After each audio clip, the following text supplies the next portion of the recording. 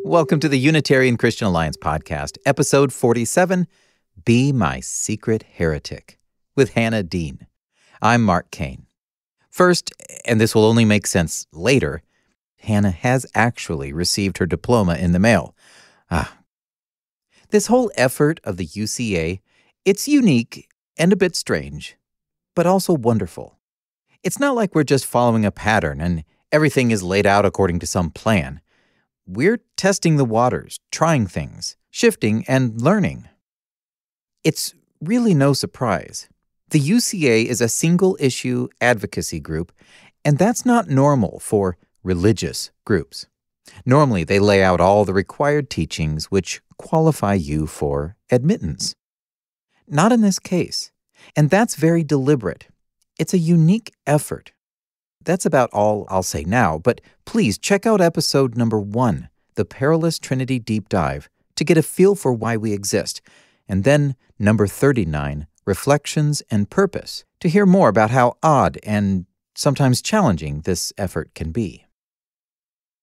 But at the core, we are people who believe that God is one in the strict sense, not in the you can have one crowd at the Super Bowl, which is actually over 70,000 people.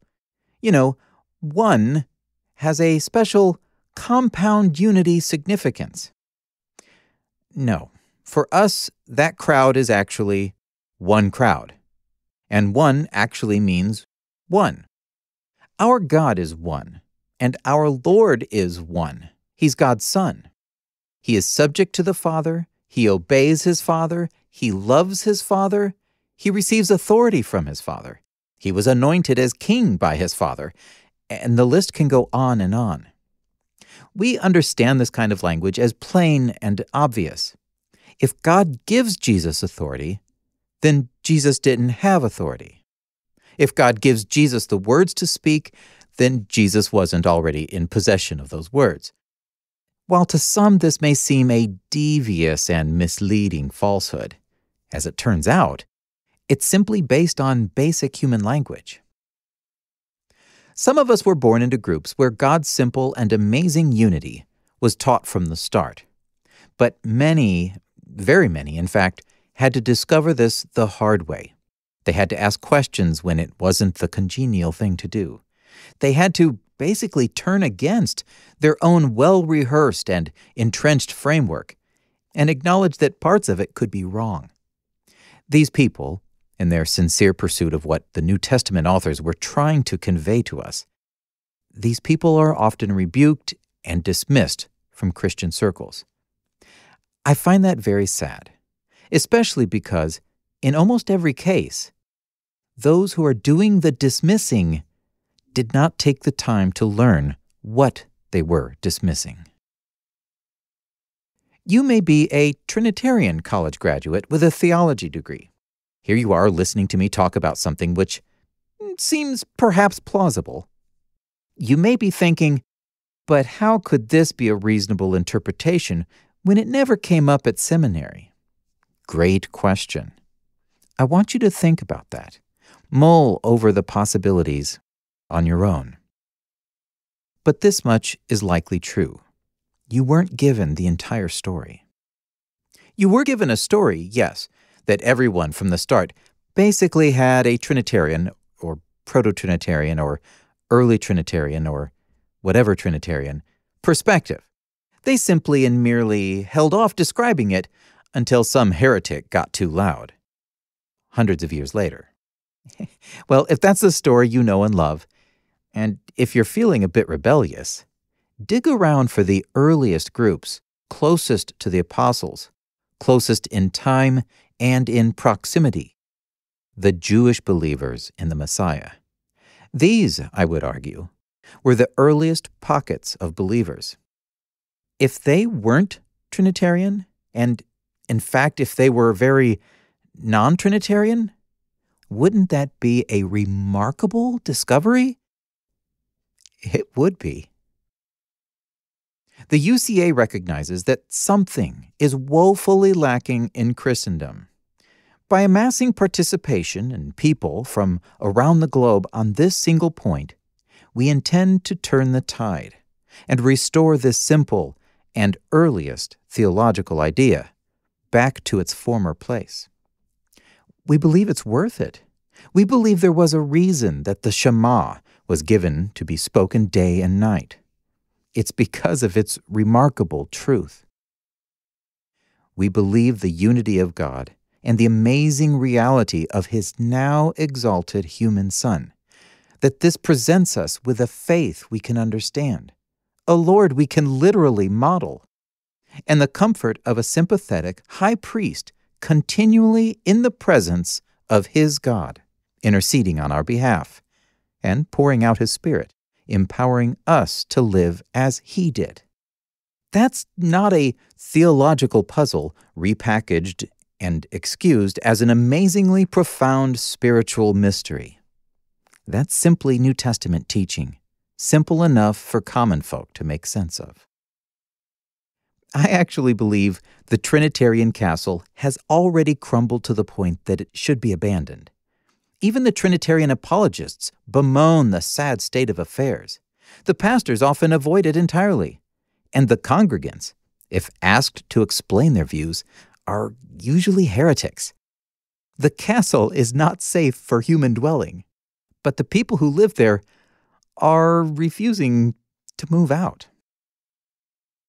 What an awful place to put your students.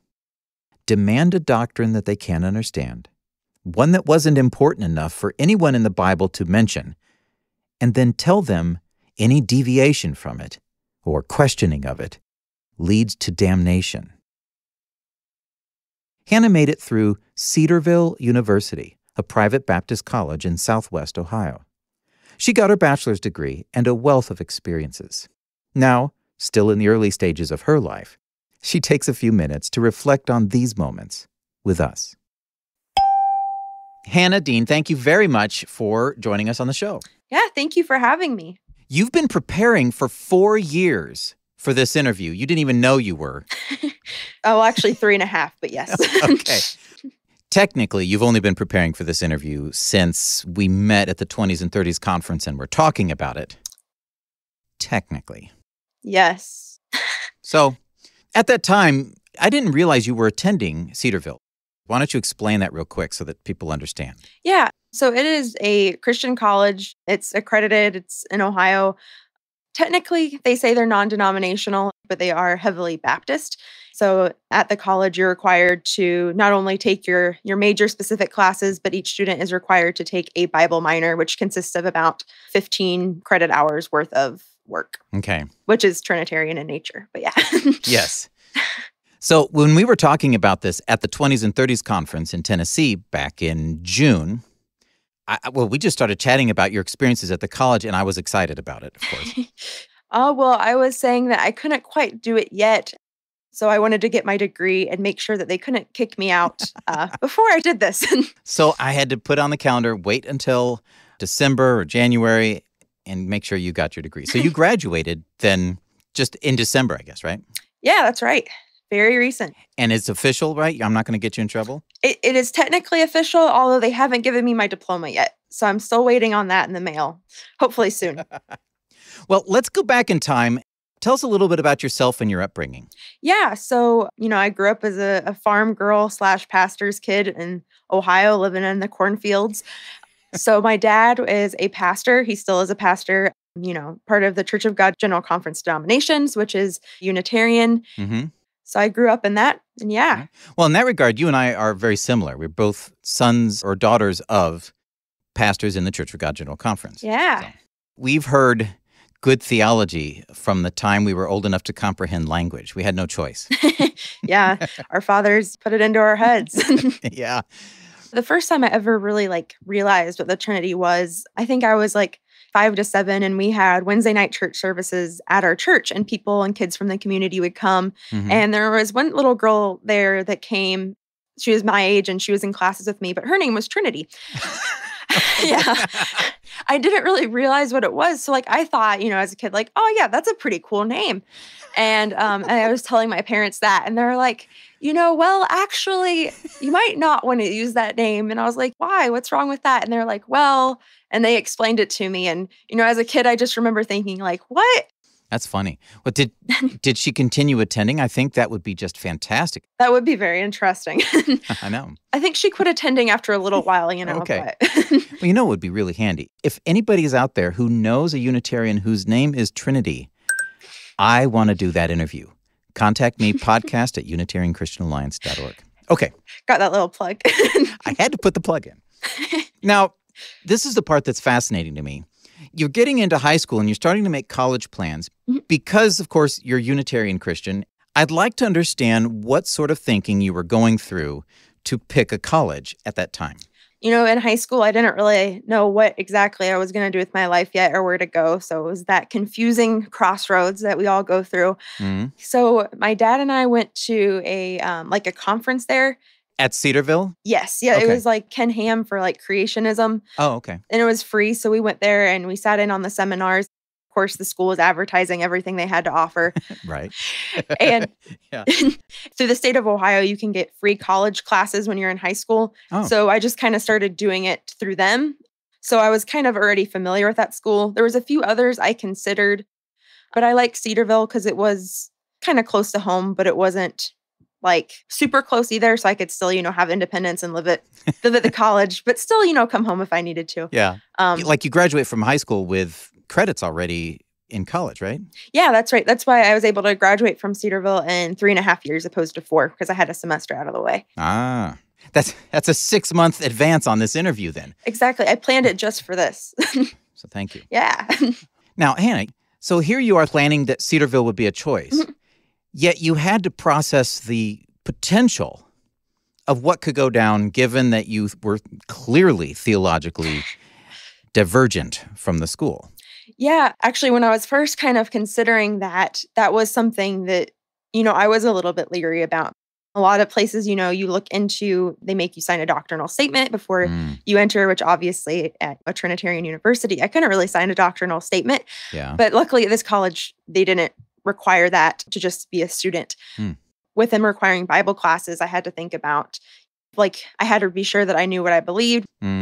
Thinking also too, like friends and conversations, I knew I wouldn't be able to speak as openly about my theology, but in some ways it was better doing that in my mind than going to a college that might try to indoctrinate me in other ways.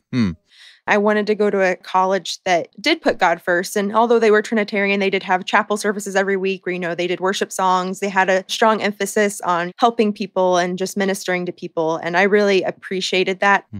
And just the fact that there'd be lots of students that our moral compasses would align a little bit more together.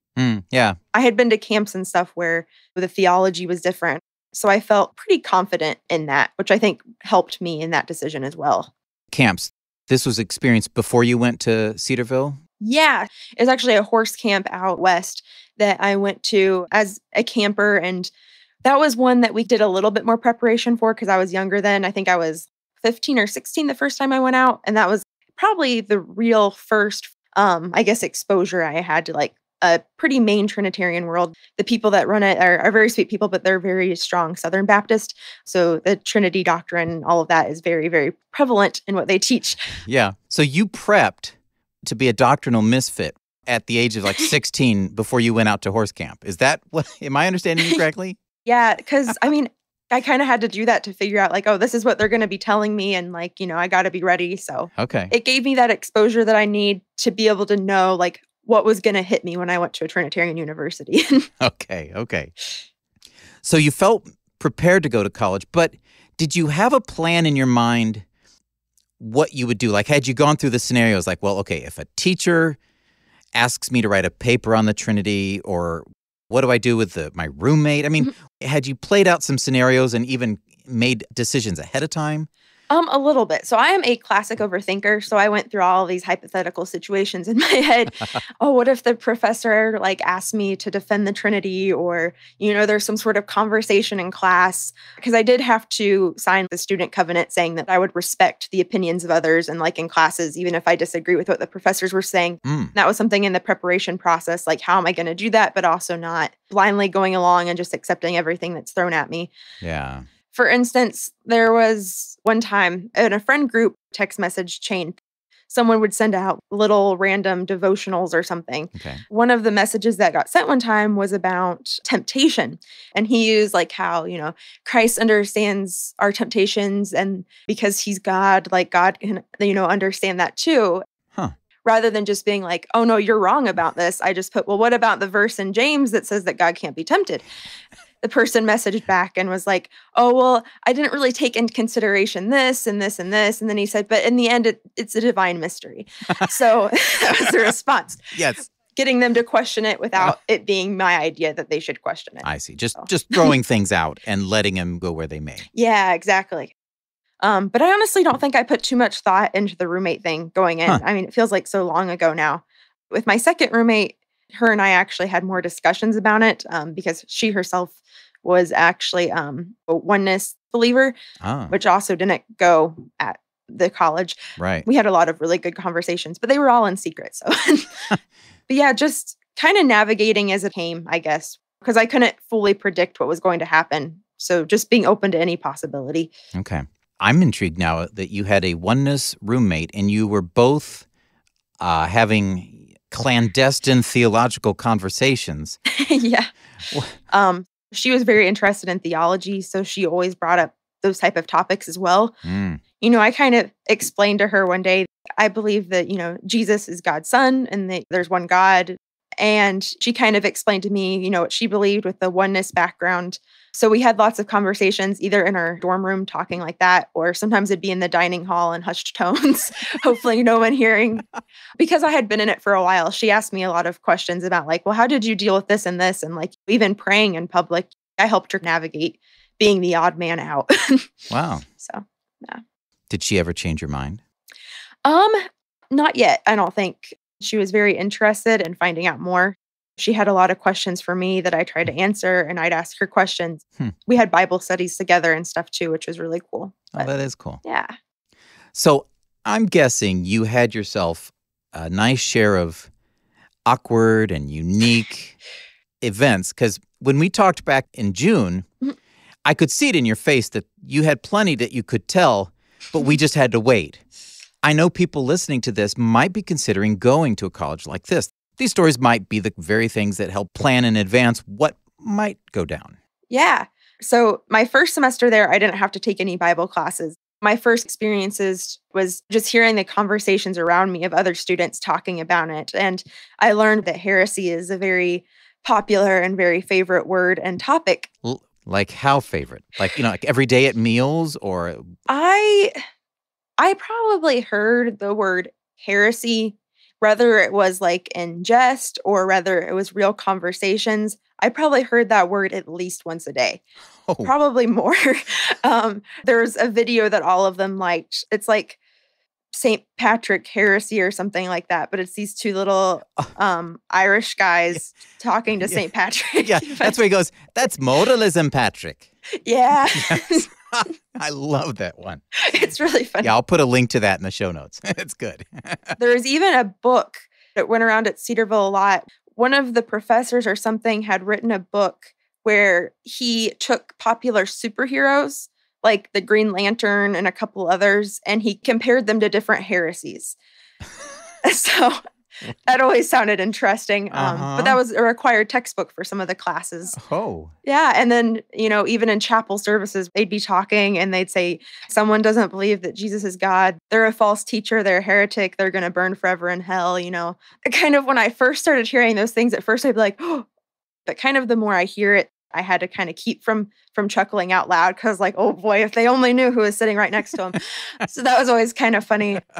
The first experience was the first class I had on the Bible, which was called Bible and the Gospel. That class, he talked a lot about like the Trinity and stuff and how you could technically see it in the Bible or whatever. I think the thing that really opened my eyes that I did believe differently than all of them was he asked the class if any of them would serve with someone who believed differently. And then like somebody who would serve with, like in a church situation? Is that Yeah, so he gave the example of if there was a homeless shelter and some churches wanted to like team up, would you serve with people from a church that like, and he gave the, for instance, of not believing that Jesus was God. There was a couple people that said that they would, but most of the class was like, oh no, because they're not real Christians and stuff like that. So I think that was the first time that freshman year that I was kind of like, a little bit, I guess, isolated. That was the first feelings I had of that at that college. Yeah. I'm still fascinated that heresy was such a big deal. But then, cult hunters or heresy hunters, there are groups that make it their mission to root out the lies and the falsehoods around us. So was one of the superheroes Unitarian? I never read the book, so I'm not really sure. But that was actually the interesting thing.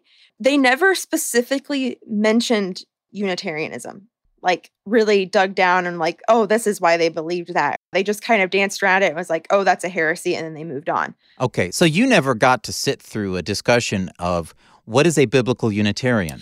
No. In fact, the word Unitarian only came up once in one of my textbooks.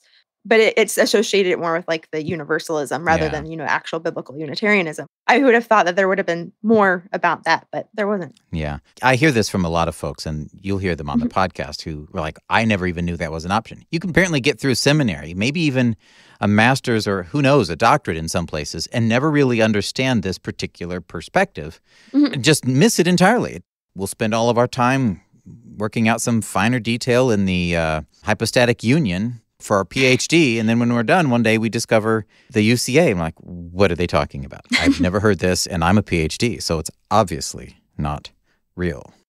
That's interesting. All right.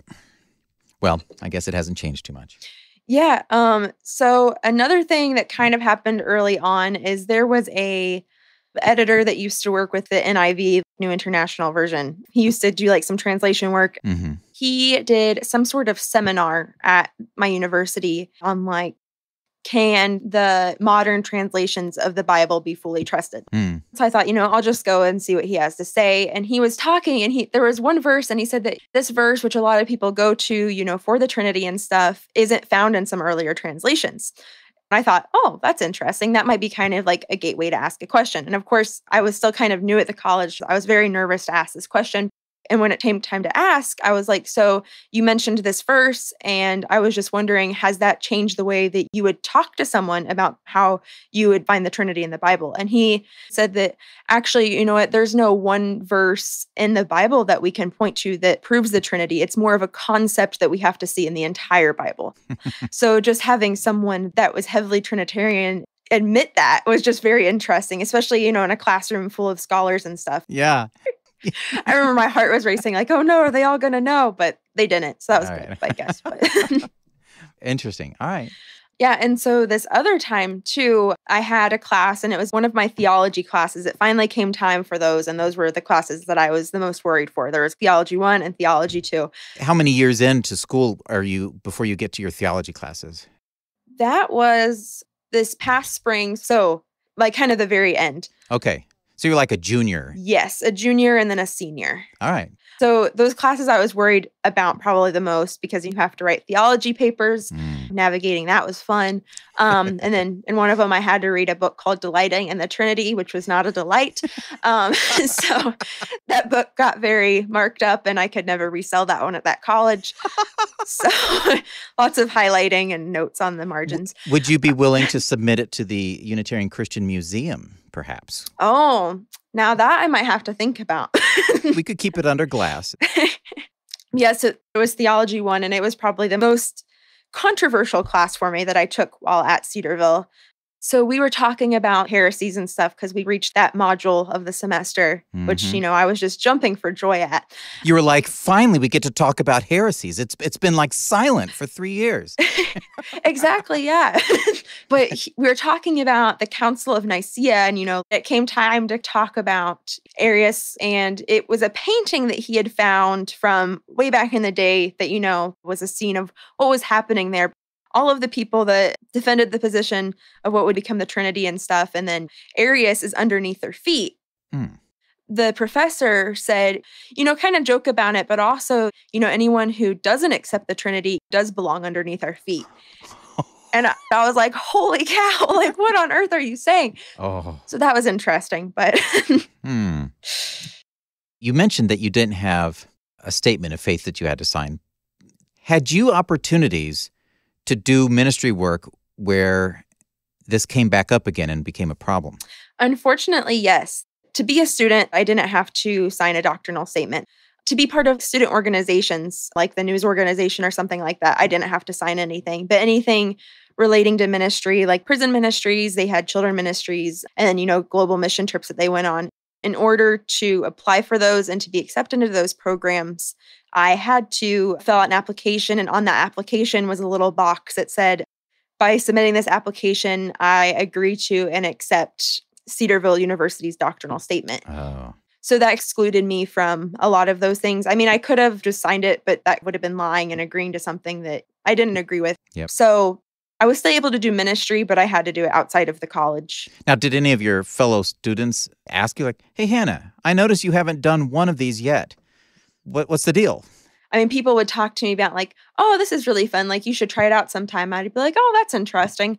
But it's a small enough school where rumors do go around. So I guess we should have mentioned this, but how big is the school? It's slightly under 4,000.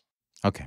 One other tidbit of information, when you're looking for like internships and stuff at college, if you want to do ministry opportunities, if you have the option to apply for something and still not sign the doctrinal statement, don't be afraid to do that, because I was able to do an internship with a missionary company to do journalism and stuff with. And one of the requirements is that you had to sign a doctrinal statement. But I put on the doctrinal statement, no, I can't agree with this. And they still accepted me into the program. So don't be afraid to try it out, because the worst they can say is no. So, but this organization wasn't part of the college? It wasn't, no. Okay. So it's not like you were telling the college, hey, I'm not agreeing with you. You were telling just some separate third-party organization, I'd like to join you, but I can't agree with this. Yeah. Is that right? Exactly. Yeah, okay. Yeah. So there were things that you couldn't do, and you would have wanted to participate in some regard. But how about like any fun stories maybe? Yeah, I kind of thought of myself as an espionage on that type of mission, because, I was breaking through their ranks. I was a secret heretic or secret Unitarian that nobody knew about when I was discovering all of their secrets. It was a fun way to think about it for me. One of the times that came to a head, one of my friends, we were in the theology class and we sat right next to each other. And it was right after the section where we were talking about heresies and stuff. And we had hypothetical conversations all the time too, but she didn't really know what I believed. She turned to me and she said, like, Hannah, I need to talk to more heretics. And I was like, oh yeah, that would be interesting. She's like, yeah, you know what? I think you should be my secret heretic. And I was like, yeah, I would love to be that for you. So you, okay, wait a minute. You were playing like a Trinitarian, like a Unitarian, sort of. I mean, was it a class assignment or what? It was just a random conversation that her and I had where she said, if I ever wanted a heretic, like, I would want you to be my secret heretic. Aww. So it's just... That's so sweet. It is, yeah. You should maybe get a T-shirt that says, I'm your secret heretic. Maybe I should. A conversation starter. Yeah. That's very cool. So you made it through. In hindsight, are there things that you might have done differently, things that you would change? I am pretty satisfied with it. When I first started out, I was a little bit more scared and a little bit more uncomfortable just because the fact about getting kicked out. But as I got further along in my career, I became more comfortable not only with what I believed, but I became more confident in what I believed, because I learned the Trinitarian theology or the Baptist theology inside and out. So it's kind of feel like I'm almost bilingual. I can understand what they're saying so that when I talk to people now, I know exactly what angle to come from. And I know what they're going to say. I know what arguments they're going to go to. In that way, it made me stronger in the theology that I grew up in. And then I was able to get more bold, like with the theology papers. I had to write papers on the doctrine of God and on the doctrine of Christ.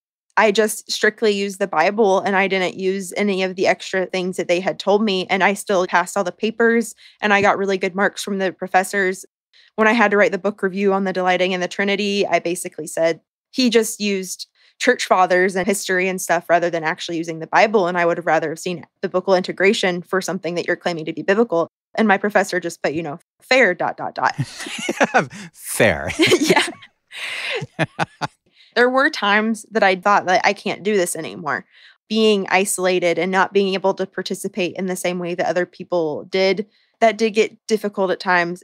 Huh. And hearing them talk about people who believe differently and just hearing the disregard in their voices sometimes and just wondering, like, would these people actually be my friends still if they knew what I believed? Oh. That isolation factor is definitely something that you have to struggle with. But there are people that, like my roommate that I was able to confide in. You can't trust everybody with it. Mm-hmm. If your goal is to get a degree, if your goal is to stir stuff up, you could definitely go for it. But if you want to get a degree and you want to pass and stuff, find people to confide in that you trust. That's a good bit of advice right there. I'm thankful for the time that I had there, and I think that it went over well. So very good. Yes. In your honest opinion, if you had come straight out, raised your hand in a classroom, in your Theology 101 class, whatever it was, and said, I disagree, I believe Jesus was a man, and God was the one person called the Father, I think you're all wrong. Mm-hmm. Would you have been able to stay at that college?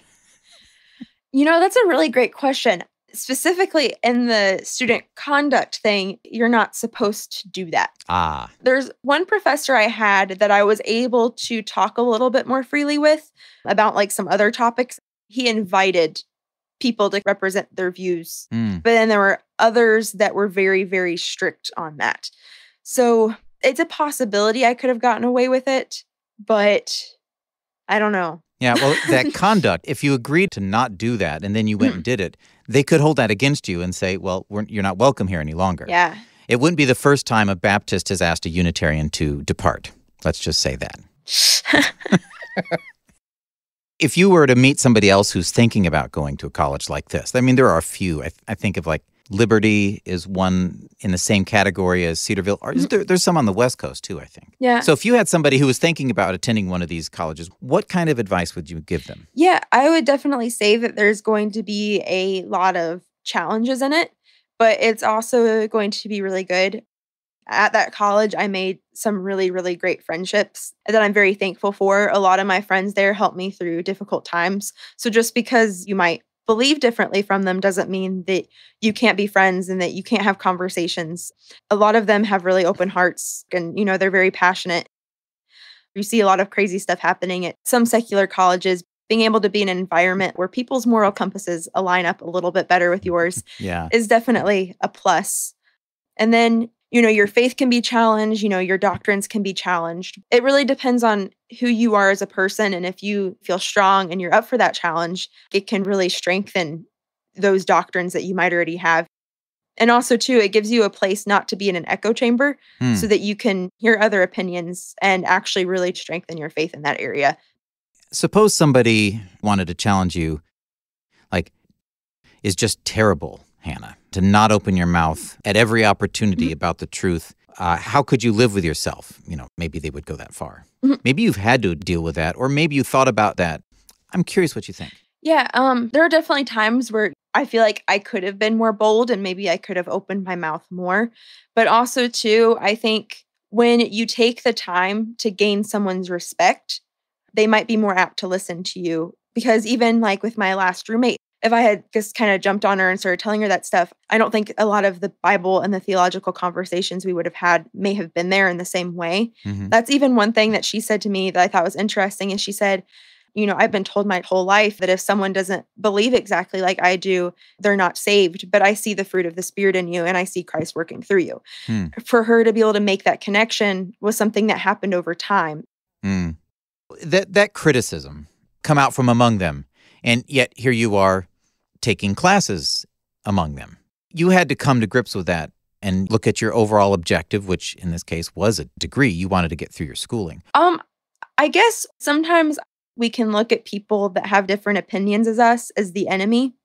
But being in a college where I saw that theology played out, a lot of those people are scared. And especially a lot of like the friends and stuff I made connections with, they're really good people. In a way, I feel sad for them because they have grown up in a situation where the only thing they can believe is that Jesus is God and believe in the Trinity. And if they are to even doubt that, they might face persecution or they're not real Christians.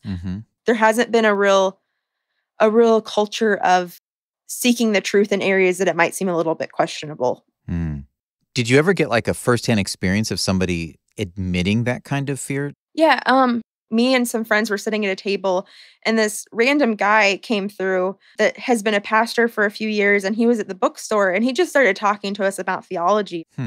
And then the church fathers came up, and he started talking about how none of them were actually Trinitarian. That was really interesting. So I started engaging him in conversation and, asking him about stuff. And then when he left, a lot of my friends were talking, like I didn't really realize any of that stuff. And I was like, yeah, there's actually huge groups of people, that don't believe in this. I'm guessing then they didn't want to pursue it too much. No. This was not something that they were free to explore. I even had one friend when he started talking about the Trinity that just had to walk away. They couldn't take going down into that conversation because to them, it's blasphemy to even consider that. So this guy coming through pushed the buttons and he had to just leave. Yeah. Yeah. Exactly. Wow. If you've been convinced of something, you're kind of stuck in that mindset. Well, you could even take people who grew up in racist families where they're just convinced that this is the way it is, and then one day they're confronted with something that doesn't fit that, and it's, what do they call it? Cognitive dissonance. That's an uncomfortable spot to be, and I would guess that person who got up from the table was feeling it and didn't like the way that felt. Yeah, I think so. Well, so you got to come to the UCA conference, and you brought your parents with you. I was nice of them to join you. Yeah, I had to hog tie them and, haul them along. It was good to see them. There was, quite a range of ages at this conference, which was very encouraging to me. I mean, do you remember how many people in your general range you met and got to talk to? I'd say there's probably maybe like 10 or 15 maybe in my age category, depending on what you count my age category as. Young adult, college age, I guess. Yeah. I saw you guys talking occasionally. I'm like, look at that. There's a whole crew of, quote, kids. That's just encouraging for people like me who are like hoping that this takes hold and that we can do more.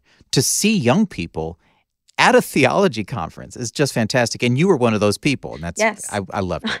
It was a really great conference. Just being able to see that many like-minded believers come together and talk about that was great.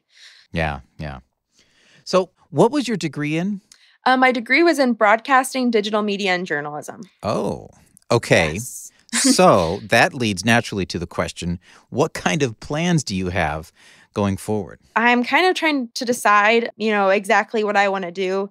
I would really like to eventually branch out into ministry and doing a lot more writing and maybe even some theological things, but also just kind of, focusing on being the hands and feet of Jesus in different scenarios, living out faith through ministry.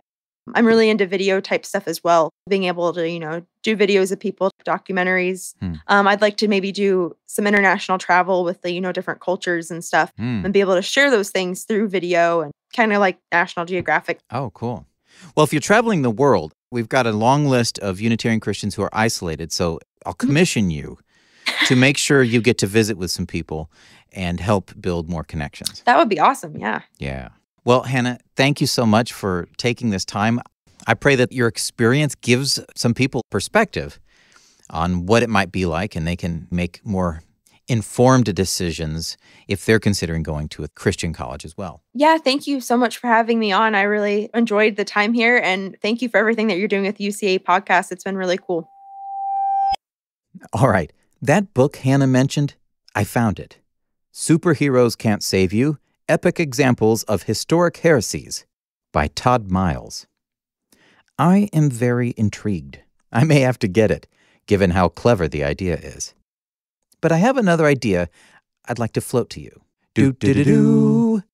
A book review request. Because this is the slightly less than scholarly Unitarian podcast, and unabashedly so, this seems like the proper place to review Superheroes Can't Save You. I want to know which superhero we are paired with, or heroes even. The whole idea seems delightful and fun. Let me know if that's something that would delight your soul. If you're up for the fun, get the book, read it, and make some good notes. Email me, podcast@UnitarianChristianAlliance.org, and we can make plans. Now I fear that with this podcast's massive global reach, that just by suggesting this book, I may create a massive surge of purchases. What if they sell out? Well, You're welcome, Todd Miles. Anyhow, it's just an idea. We'll see. A reminder that I'm now putting an index into the show notes with times for the different parts of the show. I love audio, but it can be hard to find things later if you want to go back. So check out the index. Some podcast players, and I do recommend you try a dedicated podcast player if you are looking to do something new, they turn those index time markers into clickables. Just tap and jump right to that moment in the show. Very cool. I'll put indexes in when the interview starts, when the topics change, and I'll put one in when I read a letter or play an audio clip. I think it's helpful.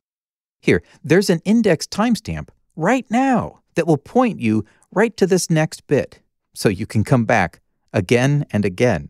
Hello, Mark. This is Brandon Russell again. So I recently discovered a weird pseudo-Christian sect. Yeah, they worship Jesus and a monkey. That's because they follow the book of Curious George. Thanks, Brandon. I love it. Keep the smiles coming. And can I just add that during my recent travels, Brandon was one of my UCA visits. We had dinner and visited for probably almost 4 hours, 30 minutes past closing time. The folks at the restaurant just did cleaning and let us carry on. Brandon, thank you for that time together. Events. We have a men's event and also a women's event in New York this April. June has events in Indiana, Kentucky, and New York. Then July has another women's conference, this one in Illinois. Finally, September has an event in New York. The list is growing. Amanda Dunn has been talking with many people. It isn't slowing down. Thanks, Amanda. I received this note from Susan. Hello, Mark. Thanks for your wonderful podcasts. They are among my favorites. I think I've listened to every one of them. I was recently doing some continuing education for my work as a pharmacist. Though this topic is serious, the descriptions made me smile in light of all I'm learning about the Trinity doctrine. I know you have a unique sense of humor, so I thought I would pass it along. Program responsibilities include helping identify possible problem patients and physicians.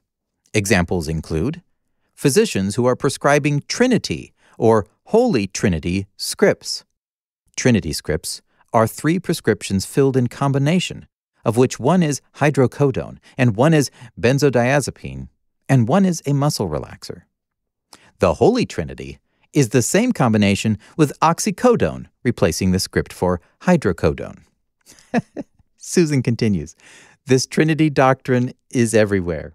Blessings in Christ. Susan. That's very interesting, Susan. It seems, in this case, they recognized that indeed the Trinity poses a serious problem. Last week, the UCA released another video from the 2021 UCA conference, Dr. Stephen Snobellin's historical presentation named Paul Best, 17th Century Biblical Unitarian and Prisoner of Conscience. Things didn't work out to talk to Stephen on the podcast before the video was released, but I hope to do it anyhow, one day soon. We are still working out the details for this year's UCA conference, so I don't have specifics yet.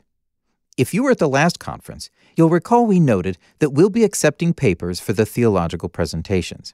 If that is something you are interested in, maybe start thinking the ideas through now.